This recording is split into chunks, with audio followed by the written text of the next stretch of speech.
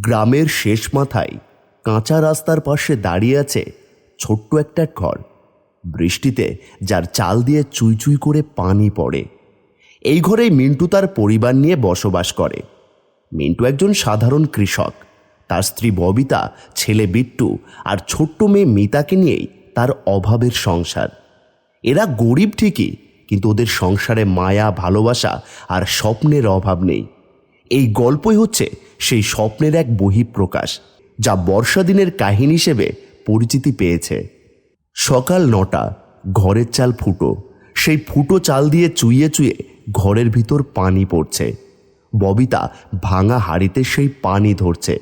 মিন্টু পাশের খাটে বসে আছে। হ্যাঁ গো, আর কত এভাবে পানি ফেলবো বলো দেখি। রোজ রোজ এই বৃষ্টি পড়লেই ঘর তোর পানিতে ভেসে যায়। আমার যে আর মোটেও ভালো লাগে না গো। এইবারে ধান ঠিক মতো পড়লো না। যে বৃষ্টি শুরু হয়েছে মনে হচ্ছে বন্যার দেখা মিলবে। মাঠ ঘাট সব পানিতে ডুবে গেছে, ফসল ফলছে না। দুমুঠো যে চাল কিনবো সে পয়সাও নেই। চাল কি দিয়ে ঠিক করব ববিতা?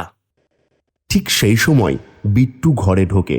তার সারা শরীর বৃষ্টির পানিতে ভেজা। ও মা, দেখবে এসো, বাইরে তো পুরো নদী হয়ে যাচ্ছে গো। বাড়ির পেছনের খাল, রাস্তা সব জায়গায় শুধু পানি আর পানি। বলিস কি রে বাপ, আমাদের এখন কি হবে? ও বিধাতা, তুমি দেখো, তুমি একমাত্র রক্ষা করার মালিক। এই গরিবের জন্য তুমি যে শেষ ভরসা।